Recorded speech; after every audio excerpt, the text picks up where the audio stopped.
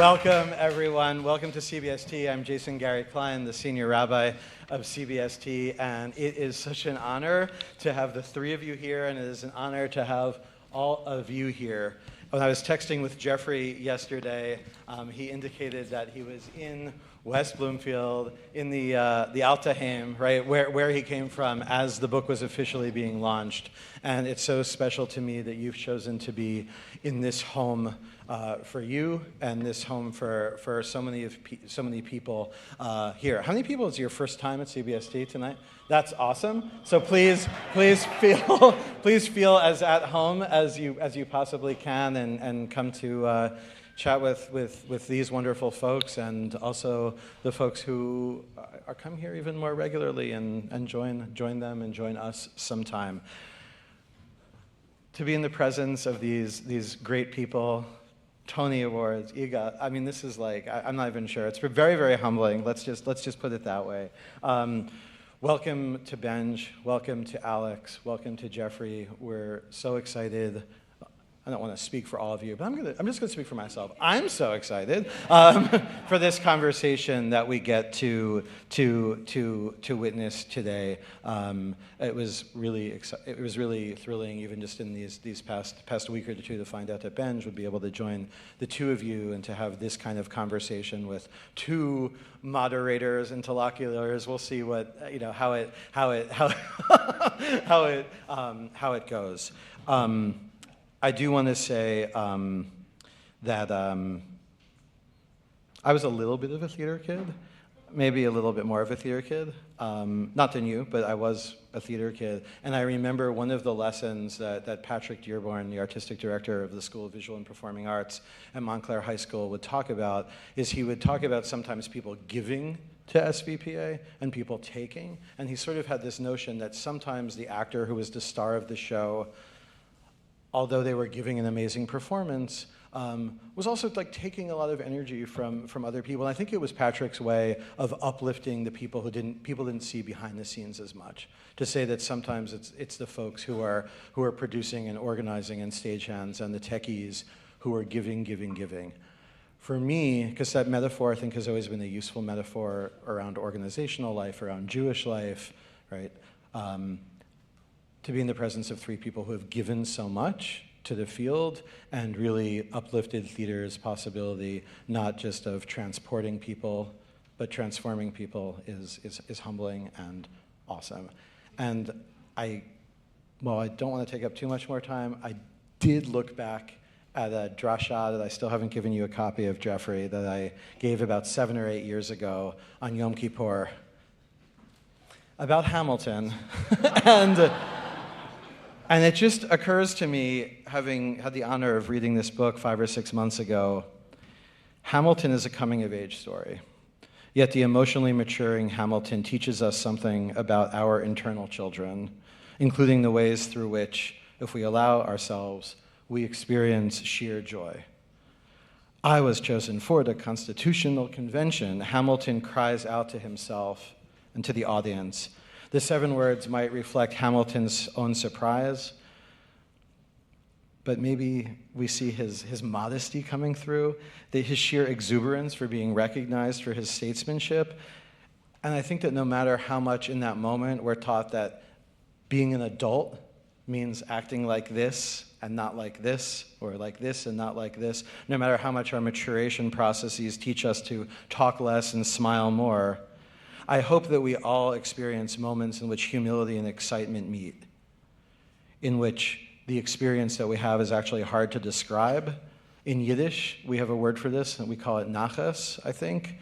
We could call it an exaltation, an ecstasy of spirit, sheer triumphant joy. You know, the irony of the musical is that because Hamilton's family wasn't present, his mother wasn't there to shep nachas, so the audience gets to be ecstatic for him. Jeffrey, a lot of this community has learned a lot about your mom, and I just want to say we're here to shep nachas for you and with you tonight.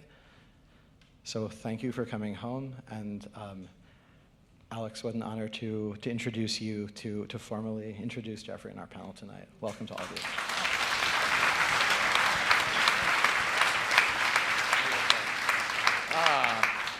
Okay. Hi, I'm Alex. This is Benj Pasnek. And I'm going to do a brief introduction. For those of you who may not know Jeffrey's book, this will take like 3-4 minutes, and it'll have one horrific joke. Just want to say I thought we were going to be co-moderators, then Alex comes out and he's like, I wrote a 4-minute speech to begin. Actually, so thanks for already stealing the thunder. Actually, what happened was... Okay. What happened was, I got asked to do this with you months ago. You gave a vague maybe answer. For a long time, it was just going to be me. Okay. And then 3 days ago, they were like, Benj Pasnek will also be joining. I showed up, Alex. Yeah. They live together. Yes. But that's not a euphemism. It's not like We actually live together. We're not... It would be hellacious to date you. But all right. All right. Stop. All right. I want to start by saying something nice about Jeffrey's book. But this doesn't seem like the time or the place. Instead, here is a brief and clinical summary. Theater Kid is a memoir by Jeffrey Seller. It chronicles his growth from a difficult childhood in Oak Park, Michigan, through his adolescent years, college, assistance desk, college at the University of Michigan, and assistance desks and not safe for work steam room encounters to, eventually, a career as an extremely important theatrical producer. He is a major force behind unconventional and revolutionary offerings like Rent, which helped revitalize musical theater on Broadway, the very raunchy Avenue Q, and the underappreciated cult classic Hamilton, which is about a scrappy, lovable New York politician who gleefully cheats on his spouse and then dies in a pointless gunfight. I have read Theater Kid twice, which is major for me being functionally illiterate, and in all honesty, I love Theater Kid because it reminds me of some of my favorite artists' memoirs. And make no mistake, Jeffrey Seller is a first-rate artist. The book offers a window into how Jeffrey takes material or talent that is unformed and raw and messy and gives it focus and direction. But his finest achievement in that regard isn't Jonathan Larson or In the Heights, it is himself. In the many conversations I've had so far about this book, everyone has wondered the same thing, or a variation of the same thing, which is how did a poor, adopted Detroit native with a receding hairline invent himself into such a splendid individual? And I hate to be pretentious, but it reminds me, one of my favorite memoirs is called Confessions by Rousseau. It's from the 1780s, and there's this quote that's become the famous quote from the book, which is, somehow I found within my own self everything I needed to make a person whole. This book is the chronicling of that deliberate act of building oneself, and it's frank and detailed, and it's funnier than Confessions. And it's a privilege to know Jeffrey as a person, but it's a delight to watch the construction of that person in Theater Kid. And this is one last thing. A friend this week, I was at the Comedy Cellar, and I was sitting in the back, like reading the book and annotating it, and they asked me what I was doing, and I said, I'm moderating an event for this author. And very anti-Semitically, they went, is it a Jewish book? Which says a lot about their conception of me, I imagine. And there's an easy answer to this question and a hard one. And obviously I gave them the hard one. But the easy answer is that Jeffrey is a Jew, and the book chronicles Jeffrey as he wrestles himself into a more fulsome understanding of himself as a person. And as we've been all told at every speech on a high holiday, Israel means trouble at Columbia. But it also means... No, I'm just kidding. I'm kidding. Just kidding.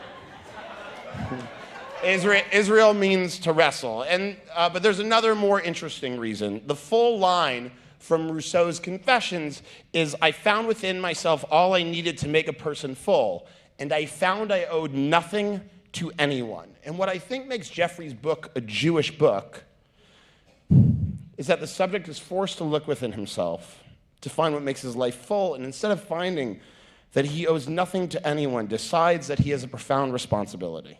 The book is funny, and it's wrenching, and there's a lot of masturbation in it, but there's a lot of masturbation. It's hot. It's really hot. That's a very Jewish thing to do. Yeah, it's technically a Philip Roth novel, your book. It's crazy. I mean, Portnoy. Yeah, hello. yeah, absolutely. But it's also an instruction manual. It's a instruction manual Miranda, if you will. That's a shitty joke. That was terrible. Yeah, it's terrible. But despite this tremendous amount of hardship and adversity, this paper-thin kid from Michigan feels a powerful instinct and responsibility to others. He's compelled to make good art, whether at Broadway or at a summer camp, and he offers those who let him down, collaborators, partners, friends, his own father, empathy and accountability in equal measure. There is a sense of and that is what makes this a Jewish book. We will have don't make that noise. We'll have a nice Q&A for like 45 minutes, and then Jeffrey will answer, maybe an hour, we'll see how it goes. And Jeffrey will answer questions, but I urge you to talk about this with your friends. I urge you to get it and read it, and I hope you'll please offer a warm welcome to Jeffrey Seller.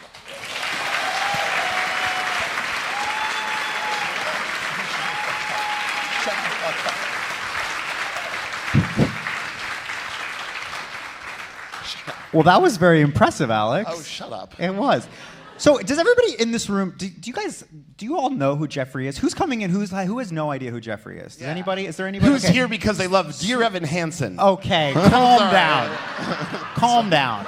Okay, so I have to say, like my experience with Jeffrey Sellers, I'm a gay guy who went to the University of Michigan majoring in musical theater, who came to the city, and to me, Jeffrey he's on my Mount Rushmore of musical theater heroes. So reading this book, my freshman year at Michigan, we had to read Moss Hart's Act One.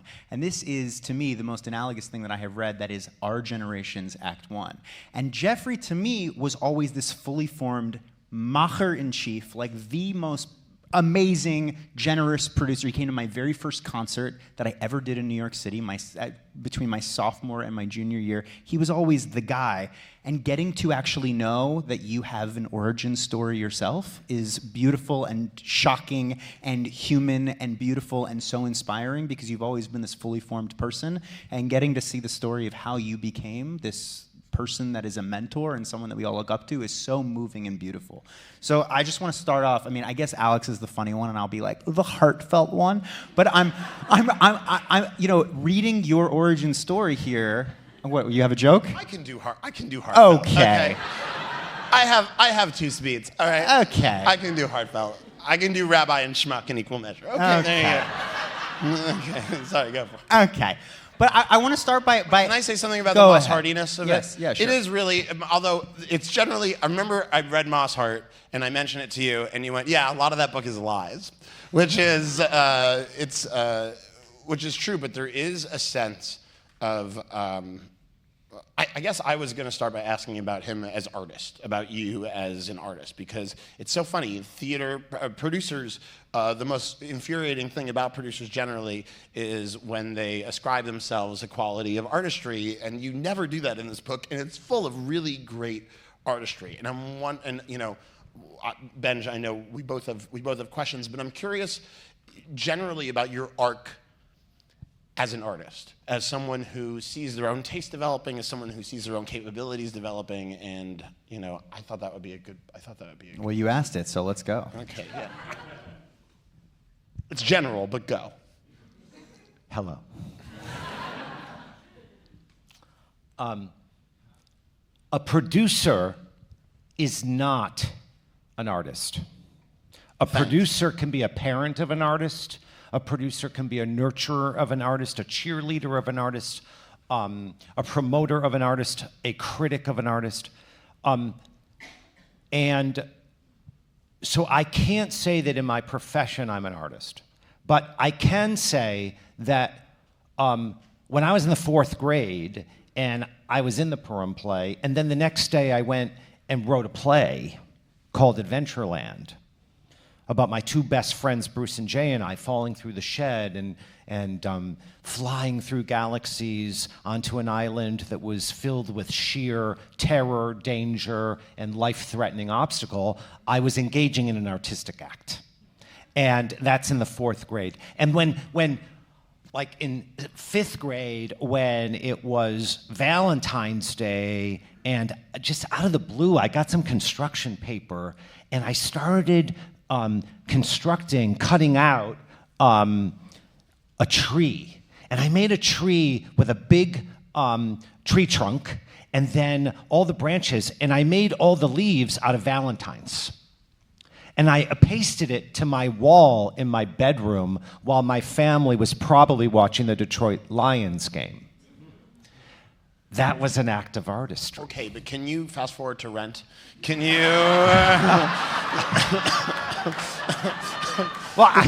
Yeah. Can you go quicker without every grade school construction project? I'm glad you wrote Adventureland, but then you founded a very profitable company called Adventureland that makes really. Right. But what I have to say is that Rent is a work of artistry created by Jonathan Larson, and my job was to criticize, promote, help. But I'm not an artist of Rent.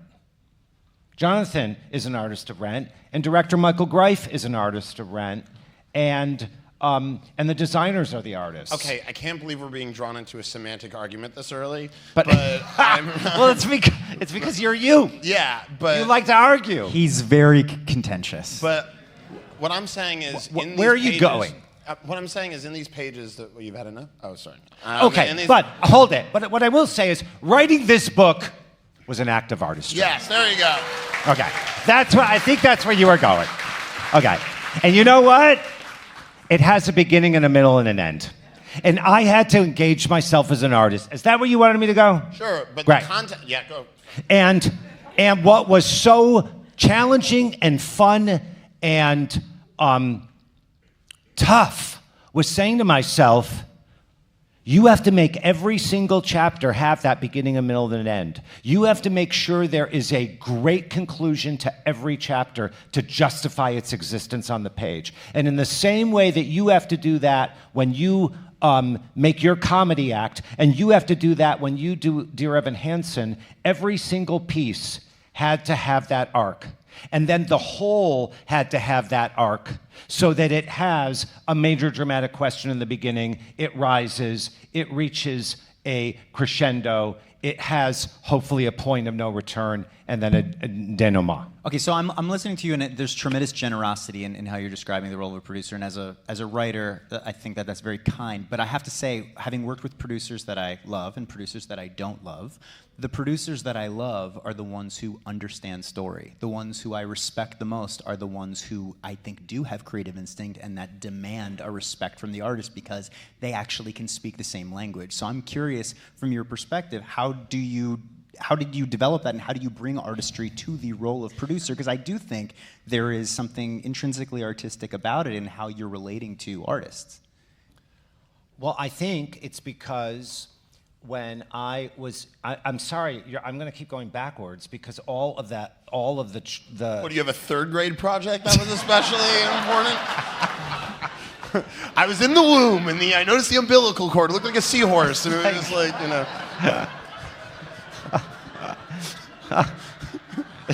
We've already Just go. But you start being an artist when you start asking who picks the play. Yeah. So when I'm in 8th grade and I'm in the Adventures of Popcorn Pete at the Stagecrafters Ragamuffins Youth Theater Group, and I'm the Jack in the Box, and I'm a very good Jack in the Box, and I look out and I go, there's 3 things wrong here. 1, there's a stupid title for a play. The Adventures of Popcorn Pete. 2, nothing happens much in this play for 50 minutes. And 3, the audiences are very meager. So I say, who picks the play? And they say, well, that's the play reading committee. And I say, well, I want to be on the play reading committee. So now I'm a 13-year-old who's spending his weekends reading all the children's plays in the catalog of the Anchorage Press to try to find the better play for us. And what does the better play have? And by starting to read those plays at age 13 and 14, I'm starting to figure out what makes a good play. It's so funny because I think one of the things that Benj is sort of getting at, that you're coming at from another. What? This is the first time in my life someone has told me I'm not loud enough, so I appreciate that. Thank you, sir. Please call my mom. What I think Benj is getting at is, I think the hardest thing as an artist for me, I know every artist faces challenges at the typewriter, but the hardest part for me is editing. It's really hard to edit, and I think the distinct difference between really good stuff and great stuff, or mediocre and good stuff, is having a good editor. And I think reading this, I was struck, maybe for the first time in any sort of producer's description of their own work, by how much editing there is. And also, not to be pretentious again, but there's a guy named Jacques Barzun who said that appreciation is its own type of artistry. And I think there is a real gift for appreciation in this book. Don't you think that we're going to argue about whether or not you're an artist for the entire time? But all right, just to, how about as nurturer? Can we talk about the nature? I want to say this. I thank you. And one of the greatest senses of self satisfaction I have from finally writing a book is that I feel that this was a full expression of me as an artist, beyond just telling us my story, because it's easy to just tell your story in psychoanalysis, and I did that too. But it's hard to tell a story in a book. It's really, it's not to be rude, it's shockingly entertaining. Like from the first page, I'm sorry, for the first, you don't expect much. You really believed in your friend. I mean, I knew it would be good. I didn't know I'd read it twice. You know, I didn't think it would be. I didn't read it twice. I didn't think it'd be as rollicking. There are some typos, so it shows. But like, I do think.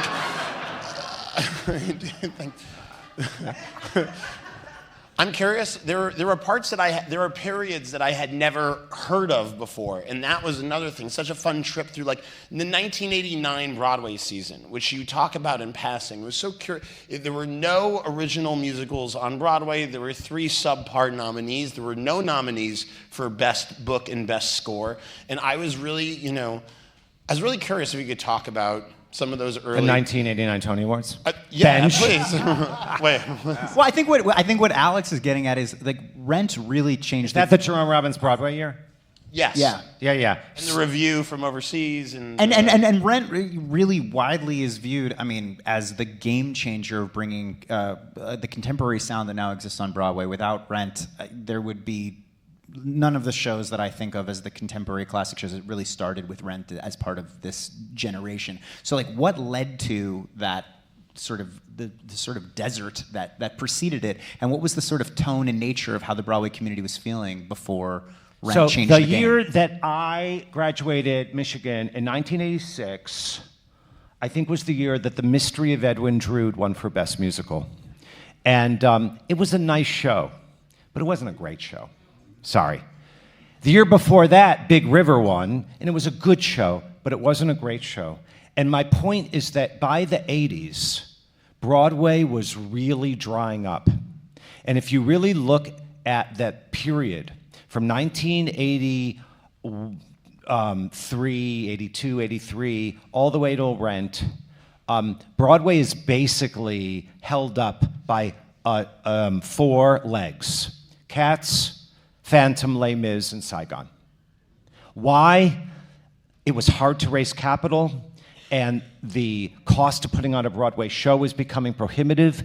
I think a lot of Broadway hadn't yet caught up to finding investors to bring the capital for new shows, and I just don't even know how we calculate what we lost in the number of artists who died of AIDS who couldn't make their contributions to Broadway. When Michael Bennett dies, when Howard Ashman dies, and when the 25 men die whose names I don't know because we didn't get to see their output. And we would, in that era, you couldn't even get 4 musicals to fill the category. So you're talking about 1989, folks. So Black and Blue is a review from Paris. And Jerome Robbins' Broadway is a beautiful show with 40 people in it. But it is a review of shows that Jerome Robbins did over his career, and he hadn't done a new Broadway show since 1964, since Fiddler on the Roof. And it wins for Best Musical because there is no musical. Starmites was the only other show that year, and it starred a reptile who was nominated for Best Supporting Actor in a Musical. Really? Gabriel Barry. Oh, friend of okay. mine. That's not a nice way to refer to Gabriel Barry. And by the way, so let's now jump ahead. So it's the year before Rent comes out. It's the 1994-95 season, and there are only 2 musicals nominated for Best Musical, and one of them is a review by Lieber and Stoller called Smokey Joe's Cafe, and the other one is Sunset Boulevard. Sunset Boulevard wins Best Score and Best Book by default. They decided they're still going to give it to Andrew Lloyd Webber, even though he has not one competitor. And the big argument was whether they should just cancel the category. That's where we are in 1995. Wow. And in 1996, Jonathan, who has made the following statement about all of those shows from the 80s, those aren't our characters, that's not our music, those aren't our stories. And Jonathan said, I am going to change how it works because I am going to write a show about my friends, my people, our characters, our stories, and our music. And he did. What was it called? Sorry.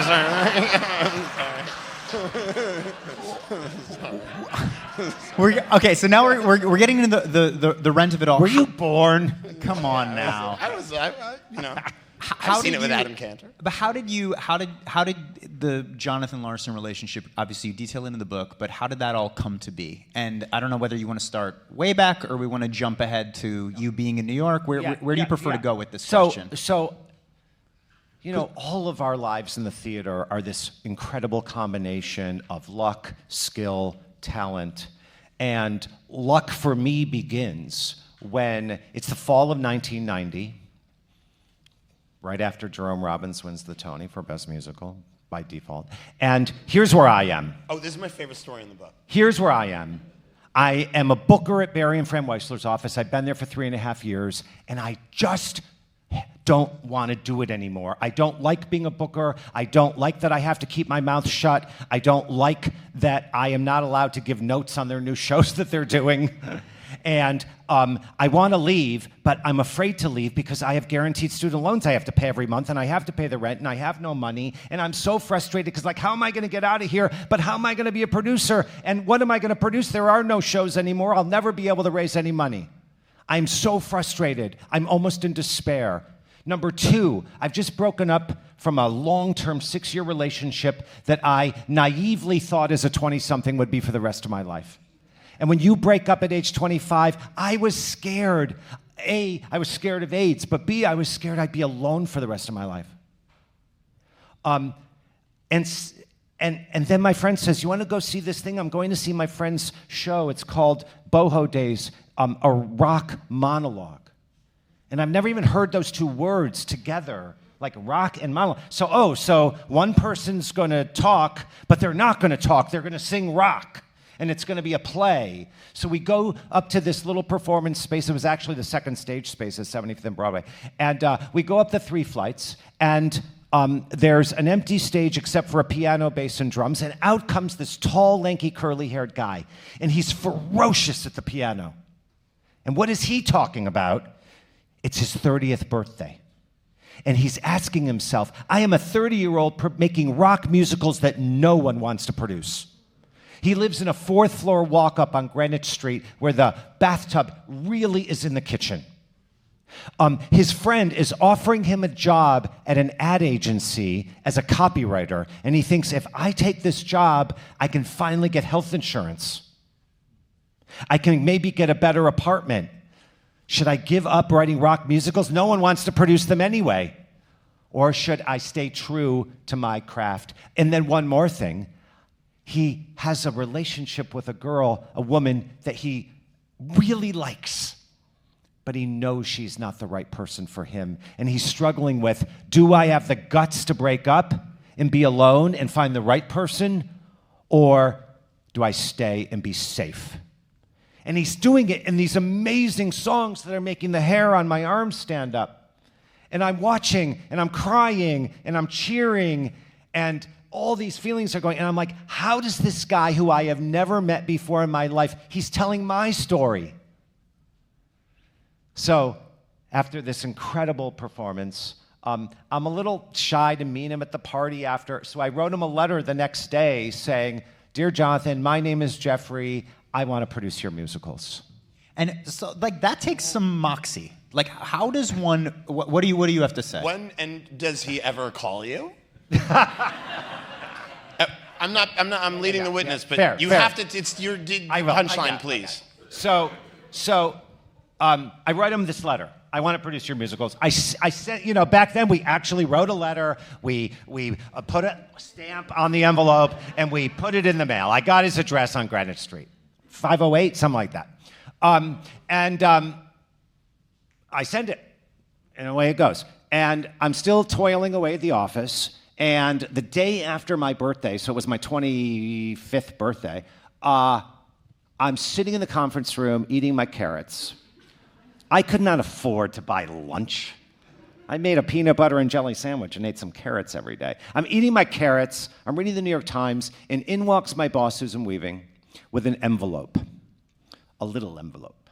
And she said, "We have to talk." And I went, "Oh, shit." My heart just missed a beat.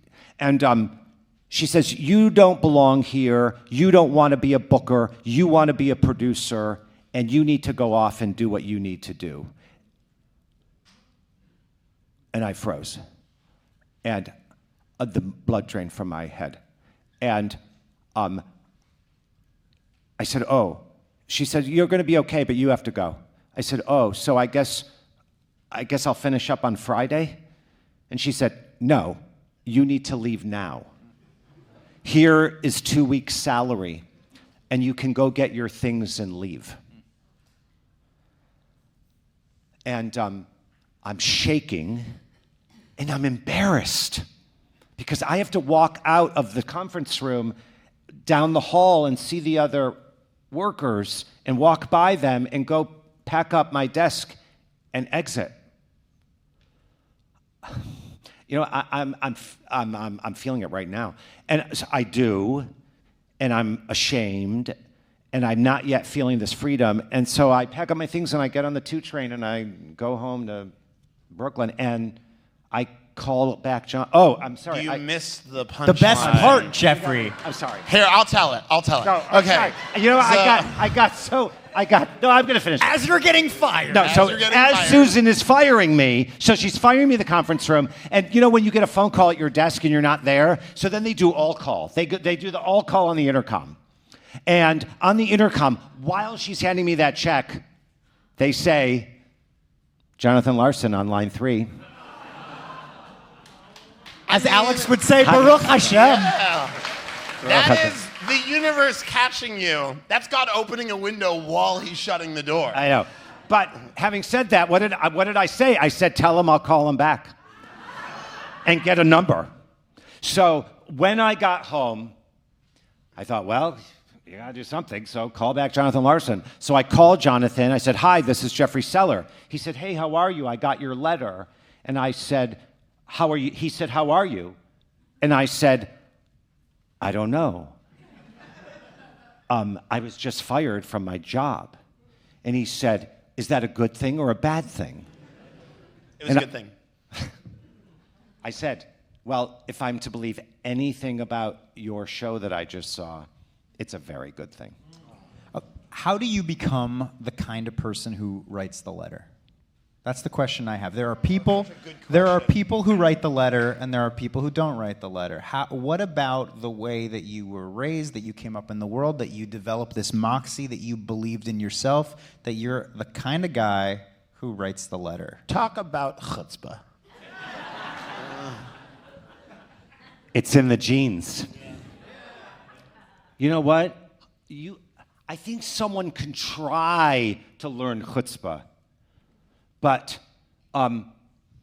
you're lucky. And you're lucky because you have the chutzpah. And you like to make stuff. And you like to work.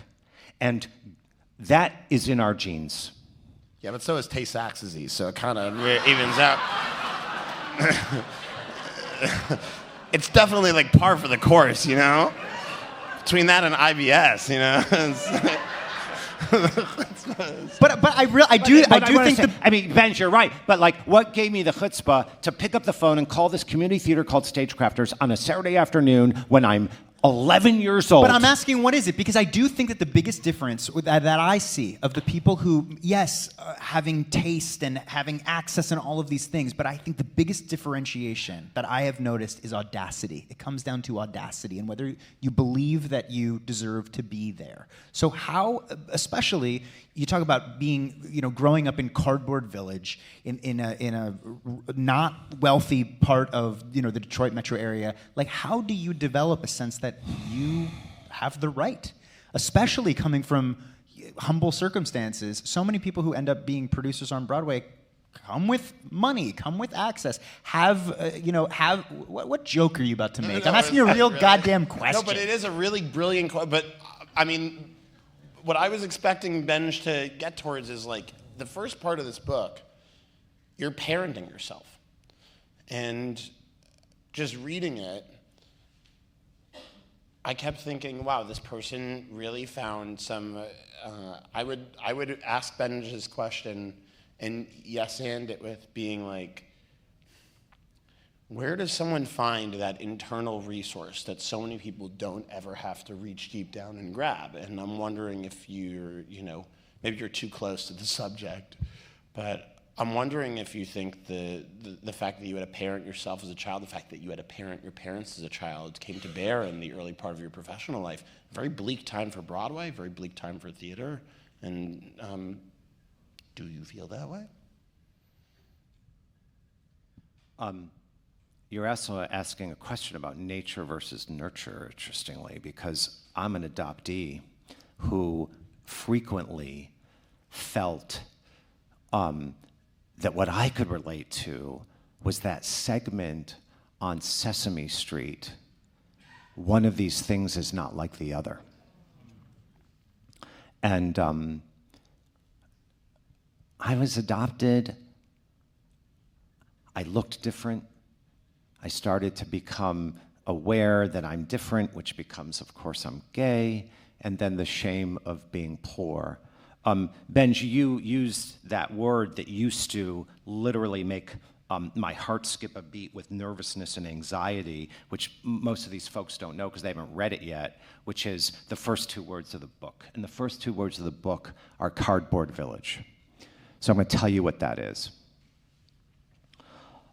Cardboard Village is a really funny and mean metaphor invented by a child poet who named my neighborhood Cardboard Village because our houses in Oak Park, Michigan were made of tar shingles instead of bricks. Where though there were always tornado watches and warnings in southeast Michigan during the spring, we couldn't go into our basements for shelter because we didn't have basements. Our houses were built on 800 square foot slabs of concrete. Where we didn't have garages, we had carports or nothing. And when people would say, "Do you live in the village?" I would shudder. And when people would give you rides home from the temple, I would make sure no one offered me a ride home because I didn't want them to drive me home to Cardboard Village. And, that was a source of so much shame and embarrassment. Like it was my fault, or it was like it was me that we were lesser than because we lived there. And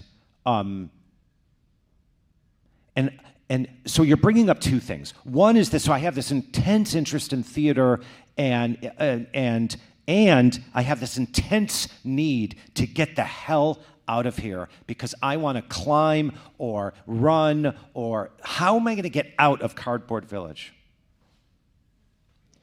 And, ultimately you get out because you go to college, but, ultimately you have to earn your way out. And I guess that's where perhaps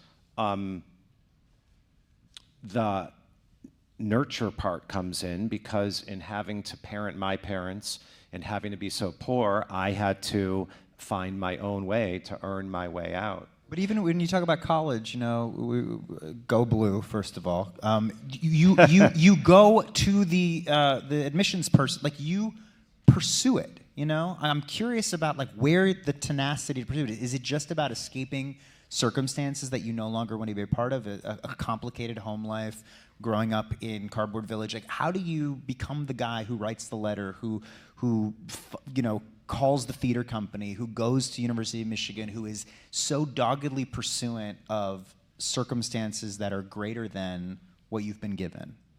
And what can someone glean from that? How do we learn from how you made that happen for yourself? I know, and it's for anybody here who is young and getting started, I always say, write the letter.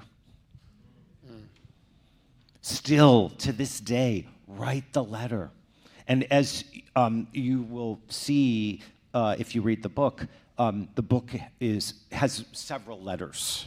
And some are happy, and some are ambitious, and some are angry, and some are about holding accountability, as you mentioned. You have to write the letter, you have to pick up the phone, and you have to show up. The reason I met Jeffrey originally is because I wrote a Friendster message. Do you guys remember what Friendster is? It preceded MySpace, and I wrote a Friendster message when I was a sophomore at the University of Michigan to Jeff Marks, who was a co-creator of Avenue Q. And I wrote him a Friendster message asking if I could intern with him over the summer when you guys were putting together Avenue Q as for the Las Vegas production. Yeah. I interned with him. I met you that summer, my sophomore year at the University of Michigan, and I've looked up to Jeffrey ever since. I want to talk about the other shows. So Benj, what gave you the motivation to Friendster Jeffrey Marks? Because I looked at Jeffrey Seller and I said, I want to be like that guy. I hadn't written the book yet. I mean. But what gave you the chutzpah? This guy won a Tony Award. Why should he answer your Friendster Honestly, message? I'm gonna tell you the reason that he said he wrote back to me. You're a sophomore. I'm a sophomore. It's because in my Friendster profile, I had a little sign and it said Shalom on it. And he was like, I'll write the kid back. They do take care of their own. I'll tell you. I do. I want to ask you, though, I want to ask you about Manny Eisenberg. I want to ask you about some of the other mentors that you had. But it is really interesting because it feels like the people that are willing to mentor you or be good collaborators they see a love in you of the thing that is very honest and a drive to do what is best for the discipline. And I'm wondering if I'd love for you to talk about Manny and other mentors that you've had, but I wonder if, as a mentor yourself now, are there things that you look for in young people that you think that you think signals, oh, this is a person worth paying attention to, this is a person worth investing in? Yeah. Yeah. Well, here's what I'm going to jump right to the chase. A producer's job is to find the artists. And my luck, skill, talent, wherever we want to put those things, it was easy to find Andrew Lippa because he was my childhood friend. And he actually lived in my house before I did, but that you'll learn about in the book as well. Finding Jonathan Larson, finding Jeff Marks and Bobby Lopez, and finding Lin-Manuel Miranda. That is our job. And when I see young people who are getting together with their friends and making shows and putting them on in a basement, in a living room, wherever they can do it, that's what they should be doing. And I was able to learn about and discover Lin because he and his friend Tommy Kail were putting on shows in the basement of the Drama Bookshop when they were trying to just do Pfeiffer's People, and Tommy was saying to Lin, hey, you know that show you made sophomore year at college at Wesleyan in the Heights that you did as a sophomore project? I think we should keep developing that, and you should keep writing and writing and writing. The great creators of theater go out and they make their own work. They make their own shows happen. And I'm going to embarrass you, Michael Greif, but the great director Michael Greif is here. Michael tonight. Greif is here? Michael! And Michael I love you, Michael Greif! Michael Michael, have had you an done idea. any other shows besides Rent? Maybe Dear Evan Hansen? I love you. Maybe Hell's Kitchen. But what I want to say about Michael is that he made his directing career start because he had a show he wanted to do so fiercely, Mackinac by Sophie Treadmill, that he made it happen. And it started at a small theater, and then Joe Papp saw it, and then it went to the public theater, and then Jonathan Larson saw it and said, that is the only man on earth who can direct my play Rent. Wow. Because you make your own work. And that story is what happens with artists over and over and over again. And a good producer is going to hook up with those people and help them get that work done. It's so funny because there are so many instances in this book where you get views into communities, like Jonathan Larson's Peasant Feast, which sounded like a Seder to me, to be honest. Yeah, yeah. Where like it's a potluck where people would bring all their... Brian Eno, you know Brian Eno, of the course. music producer, he talks about scenius, the genius of a scene and the genius of a community. And that's why I think I'm so curious as a, like the transformation from the 1980s wasteland to the 1990s Eden does feel like, that there was sort of a genius in community. And besides present company excluded, and I'm just wondering if do you think that besides yourself, there was like a real fulsome community of folks on Broadway doing stuff? Any other partners that you want to like elucidate on a little bit? You mean back from that era? Back from that era, yes, back from that era. Well, there was the great group of young artists from NYU that were putting on plays at Naked Angels, which is where they started Mackinac, and they were an amazing group, and they wound up doing a lot of great things subsequently because it included Robbie Bates and Joe Mantello and Michael and great actors and actresses as well. So there was that group, but what we're really talking about is that in the late 80s into the 90s, we were kind of in this artistic rut. And I would have to say that, of course, the major exception to that rule would be that Tony Kushner comes along and writes the single greatest play since Arthur Miller and Tennessee Williams in Angels in America, which premieres in 1991. And in many ways, you might say, that becomes a spark of renaissance that perhaps lifts all of us up and launches us up into the 90s and beyond. When you say that it's the producer's job to find the artist, and then you say it's the artist's job to essentially self-produce, what comes first, the chicken or the egg? Like how, I find that my career started by making something, right? But there are a lot of artists who are not entrepreneurial. Is that necessary to the job of being a writer now? Or is that the responsibility of a producer? How has that changed over the last, 30 years? Yeah, well, then, so I say to the producers, who's working at the BMI Musical Theater Workshop? Get your ass in there and go meet a composer and go meet a lyricist and go meet a book writer and put them together. And I say to the young composers, go find the young producers now that are working through that Hal Prince Fellowship that I helped to mentor. The good thing about today is that there are more resources for young people to find their group or to find their partner. Speaking of partnership, you linked for a very long-term collaboration. How did your partnership with Kevin evolve, and then you independently produced? What was the nature of what you sought in partnership, both in terms of artists, but also the people that you wanted to build your business with? Yeah.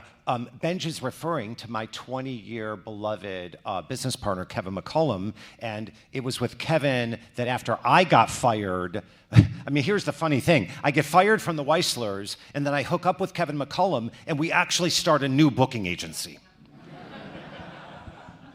And we wind up kicking the ass of the agency at Barry and Friends. In fact, we actually wind up buying it. But that's another story. But because, here's the truth. Even after I get fired, I still have to make a living. So we start our own booking agency, but at least now we're the owners and we're the entrepreneurs. And the other thing I have to tell all the young producers is you better have a job, because you're not going to make a living opening a door and being a producer. So what's your job while you're making that happen? And Kevin and I owned a booking agency, and it became very nicely successful.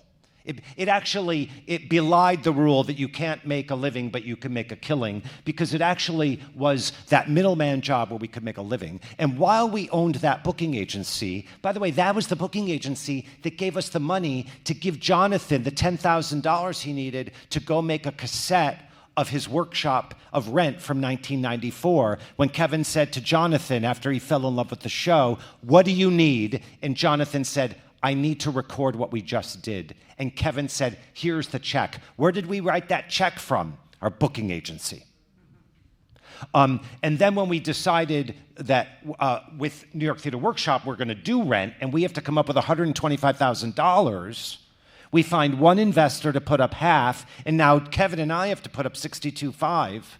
And Kevin and I don't have $32,150 or whatever the half of that Now is. you do. Yeah, now you should just... He has a very nice house. Yes. And if you ever need scratch, you just sell one of the Picassos and you're all set. You know, but the reason... Who's Picasso? Oh, yeah. The reason... An artist too basic for Jeffrey Sellers' wall, probably. But I think the reason that I'm fascinated with this time period, and Benj is, fascinated with this time period, isn't just that it's really riveting in the book. It just feels like there is an inflection point where things change partially in response to challenges in the real world, which then was the AIDS crisis. And, and not to compare... not to trivialize very serious time by comparing it to present day, but it does feel like we're at another inflection point in terms of the challenges that we face in the real world. And I'm wondering, given that you've been behind probably two of the biggest, cultural offerings that address, the challenges that we've, faced in real life, I'm wondering if you can look into your crystal ball and prognosticate about what you think art might do in the next, 15, 20 years, and what art should do in challenging time periods like this. Or what it shouldn't do, too. Yeah. One of the things that was most satisfying and rewarding about Hamilton was the way in which it could act as a bullhorn, not just for art, but for public policy. The way in which we could use Hamilton as an educational device for hundreds of thousands of young people all over America who were able to both, through our Hamilton education program, financed by the Rockefeller Foundation and many other very generous foundations, were able to, they're all from Title I schools, they're able to see Hamilton, study Hamilton, and find ways in which it enriches their education of American history, but also enriches them artistically and invites them to make their own art inspired by the characters of Hamilton, the music of Hamilton, and the themes of Hamilton. It was very satisfying. Satisfying isn't the right word, but Hamilton has this huge effect on education, and then when the election of 2016 comes, and literally, I have an ad ready to go for the morning after that election in which we're going to have this major Schuyler Sisters ad going to write us into the sequel. And that ad is going because I'm just 100% convinced Hillary's going to win. And as that horrendous night is unfolding for all of us, my friend Eileen was actually able to pull the ad, and the Times was able to pull this print ad. But the next day, as we wake up to the new world, the day that my son, who is 12 years old, wakes up and says through gritted teeth, "Did he win?" And I am ashamed as a father and as an American to have to say, "Yes, son, he won." And that's a Wednesday, and we have to do a matinee on Wednesdays. And I'm thinking, how is this Hamilton company going to go to work and do that show at 2 p.m.? So I call everybody in at noon and say, we're here together. I just wanted to hold this space so anybody and everybody can say what they need to say. How do you feel? What's on your mind? And a gay man says he's afraid to be living as a gay man in this new era. And a Mexican American says, I am afraid as a Mexican American now to walk on the streets. And another cast member, our firebrand Anthony Ramos, says, well, now we know because the racism is right out in the open and we're gonna have to fight. So they do that show that day, and we find out that Hamilton is more essential than it has ever been, because Hamilton manifests our best impulses and our best values as Americans. And the audience needs Hamilton, and we Americans needed Hamilton more than ever. And then when 9 days later, I get a phone call that the Vice President-elect, Pence, wants to come to Hamilton that night with 4 hours' notice, I only have one word when they deliver this on the phone, which is fuck. And here's what that contained. It contained this. How do I ask that company to go on stage and perform for this man who has made so many very direct anti-gay statements and anti-women statements and statements about women not being able to control their bodies? How do we perform for this person? And the fuck contained, how do you say no to the institution of the Vice President of the United States wanting to come and see your play? Now, the question, of course, is, well, he can buy a ticket like anybody else. But the truth is he couldn't, because it was completely sold out, and he's asking for special treatment, because he needs, on 4 hours' notice, 4 seats plus room for the Secret Service to protect him. And I thought, well, if he wants special treatment, he's gonna get special treatment. And we're going to use this opportunity to address him. And I literally, right there, wrote this draft of a speech that was merely asking him to uphold all of our inalienable rights, to protect all of us, women, black people, brown people, gay people. And I presented to Lynn and Tommy. They say, let's do it. I presented to the company with Tommy. They say, let's do it. We give this speech to Brandon Victor Dixon, who's playing Burr that night. And he delivers that speech to Vice President Pence. And I did invite every single news camera. He's a good producer, everybody.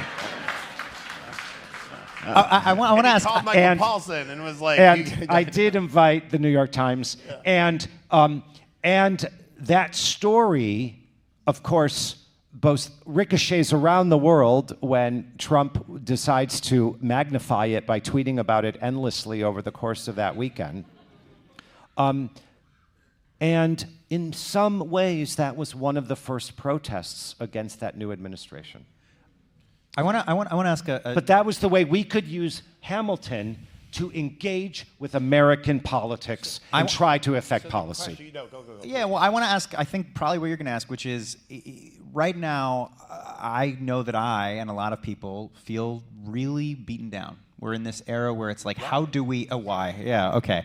But it's really, there's a sense of apathy that's crept in. Do our voices matter? Can we effectuate change? And I think that one of the things that I saw from Hamilton yet again was this very pointed protest against the Kennedy Center. And I'm curious, I would love for you to give a little bit of context about what that was and how the decision to withhold the show came about, and how you're trying to use Hamilton and the resources that you have to change policy. Change policy.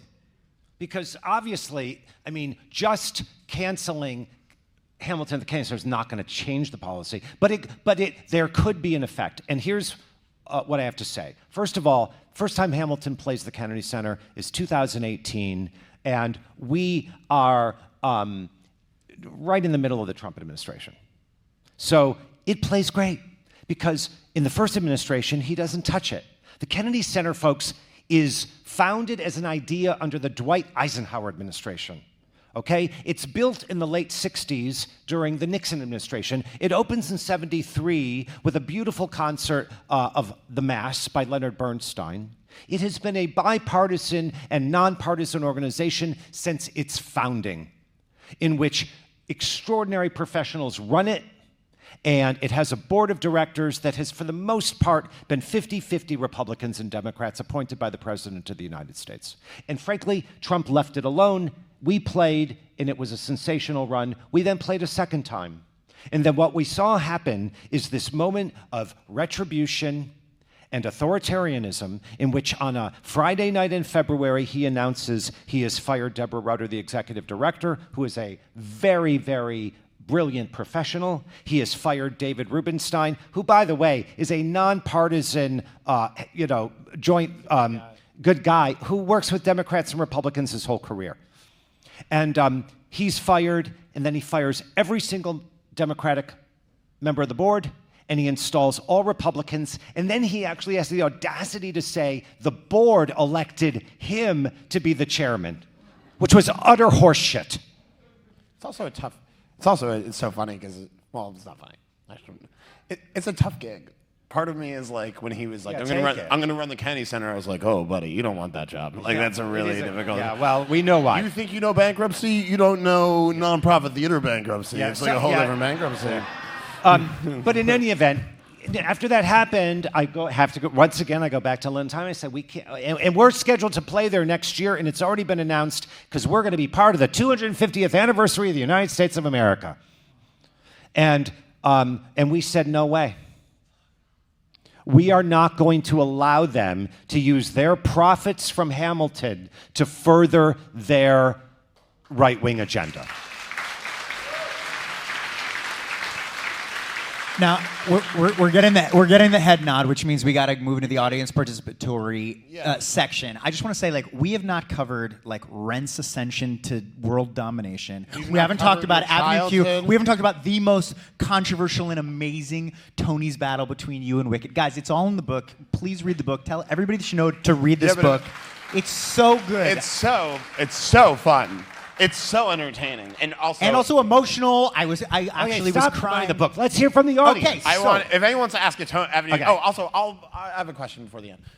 Who wants to ask? So now the raise your hand. floor is open. Jews and gays specifically. Hey, you. There you go. Wait, what's your name? What, Rachel? Just stand up, Rachel. Are you Jewish? Sorry, no, go ahead. Here, I'm gonna Wait, you're gonna project. Like, these are, come on. Everyone Okay. should be able to. Rachel, Come on. You just talk loud. yeah, just talk loud. You don't need to. All right, I guess you're coming up. Everybody's a in microphone charge. here. This is a Jewish event. I'm an active user of the lottery system, and I just wanted to know what made you come up with that. Lottery system. Go. Okay, it's 1996. I am 31 years old. Kevin McCullum and I can barely afford. We're about to open Rent on Broadway. I can't afford a full-price ticket for a Broadway musical myself. So we know we need to do something to make Rent affordable if Rent is going to be successful. It has to be accessible to the very people Jonathan wrote it for. And by the way, at that point, Saigon had done like this thing called the Student Rush. They had cheap tickets. It was only for students, and you were seated when they had availability in the very, very back of the balcony. So you kind of ripped them off. So we say, you know what we did? We improved on it. So we said, number one, first of all, not having money isn't just a student issue. It's an everybody issue. So this is going to be for everybody. Number two, we're going to make it $20. And number three, hey, instead of putting them in the very back of the balcony, if we put them in the first two rows, they'll start the wave of enthusiasm that goes from the section from row A all the way to the last row of the mezzanine. And then we thought, and marketing, if we say it's $20 cash only at the door 2 hours before the show, that'll create a line in front of the theater every day, and you always want a line in front of your theater because that makes you look like a sold-out hit. So a year later, it's now 2000. It's now 1997, and on a Friday night, there would be 3 lines on Friday. One was for Friday night at 8. One was for Saturday afternoon at 2, they're sleeping over, and one is for Saturday night at 8. And it was at that moment that Kevin and I said, someone's going to get killed. We're still on 41st Street, folks. 41st, before they built the New York Times. And so we thought, we can't keep doing this. We've got to find a new way. So we then converted the line into a 6 p.m. lottery, which meant that you don't have to show up now 4 hours or 8 hours before the show. You can show up 2 hours before, put your name in the hat. And we used that lottery system for the entire 12 years of Rent. But what became even better was that, and then of course we used it for Avenue Q in our shows, but then they used it for Wicked, and they used it for Avenue, and they used it for every single show. And now it's a digital lottery, which means it's even more accessible, but your chance of winning is even smaller. Sorry. I like that it's in your bio. I like that you're proud of it. Well, I know that there will be like 3 things in my obituary, and that's probably number 2. No, Rent will be number 2. Hamilton will be number 1. Rent will be number 2. So that'll be number 3. But that's why we did it. It is my proudest achievement. And when I read that they were now doing it at the Metropolitan Opera, I said, look what we did. Wow. We made it for everybody. Good question. Who else? Anybody in this section? Hurry up, let's go. Let's go. And just project. Just belt. Just belt. Why are you? What are you? No, project from where. I was told to use the microphone. I'm going to use the microphone. Yeah. Hello. Okay, fine. I'm Ari. Hi, Ari. Hello. Are you Jewish? Sorry. Sorry. There you go. Extraordinarily. Yeah. So actually, that is my question. So all of you alluded to the Jewishness of the book, and Rav Jason alluded to it as well. I'd love to hear a little bit more about what you think makes this a Jewish book. And again, using your prognostication, where do you see the relationship between Judaism and theater going, especially, again, in these ridiculous and chaotic times? I'm going to rush back now. Thank you. Good question. Low stakes question. I can't separate out being Jewish, being adopted, being gay. I can't, I am all of those things, and I can't remove any of them from me. And I know that's not a good enough answer, but the more fun question is, why are we Jews so good at theater? And I'm not a theater historian, and I'm not a Judaic studies historian, but our theatrical roots are very deep. And our theatrical tradition in the shtetl is very deep. And our theatrical tradition on the Lower East Side in Yiddish is very deep. And if there is no contemporary Broadway without Jonathan Larson, there is no such thing as a Broadway musical without the Jewish people. There's a really good book called An Empire of Their Own by Neil Gabler, and it's about the Jewish founding of the film industry, but there are 2 really incredible chapters there about Jews and how they founded and how they But there's a better book called Theater Kid by Jeffrey Seller. Yes, of course. Okay. We wait into that? Okay, let's not. Anybody have a question up here? I'm going. Come on, there should be. Don't be. There we go. There we go. Don't do it out of desperate. Do you have a pressing urge? Here, come on. Yes. Everything about Avenue Q. Wait, name. My name is Lidor. Lidor. Yeah, we didn't talk about Avenue Q. Avenue Q. Did you see Avenue Q, Lidor? Yes, in Hebrew. I love it. Rehov Q? Rehov Q, yeah. Ken, Yofi, Sababa. Oh my God. Amazing. Oh, Derek Hansen Hamoud.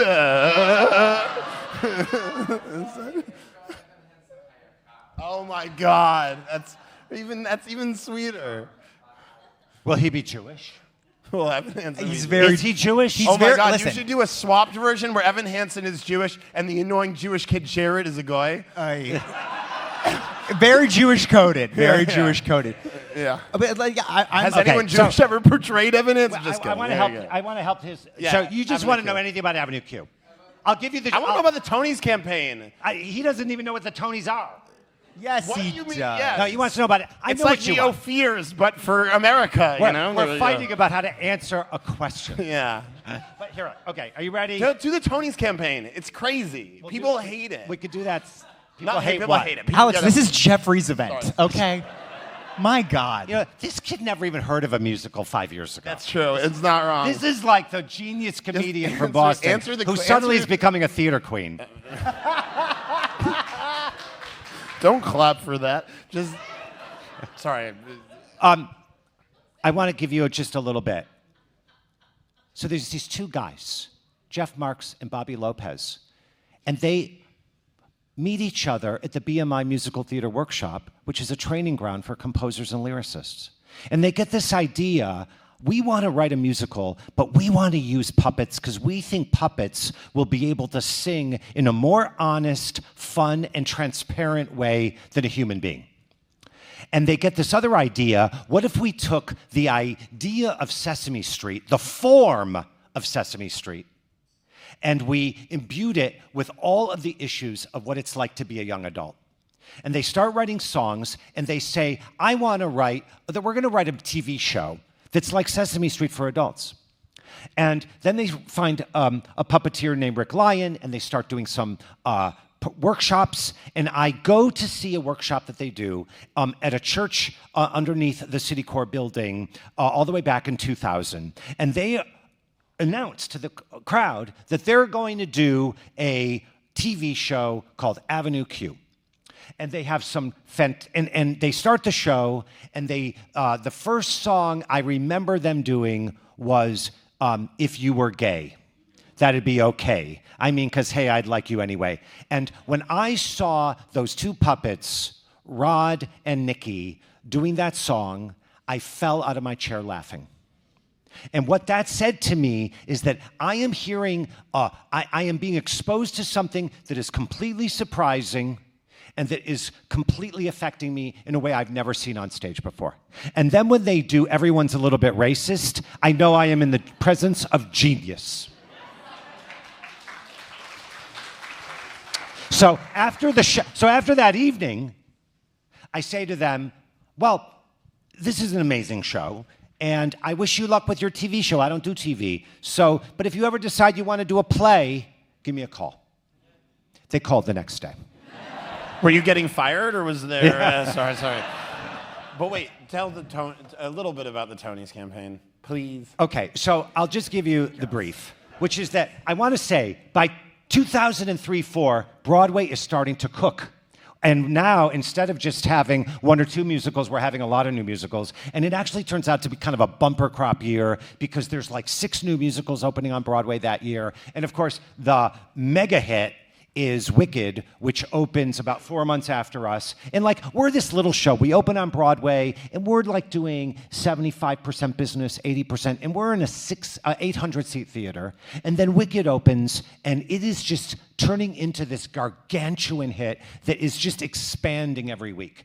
And by Christmas time, Michael Riedel says that Wicked is the show that will win all the Tonys, and it was hard to disagree with him. Because people liked Avenue Q, but we were the little show, and they were the mega hit. And as the season progresses, there's a couple more new musicals on Broadway, but they are, nothing is like Wicked. And it is very clear that Wicked is on its way to winning a Tony for Best Musical, and I will not accept it. And the reason is because I just think Avenue Q is a better show.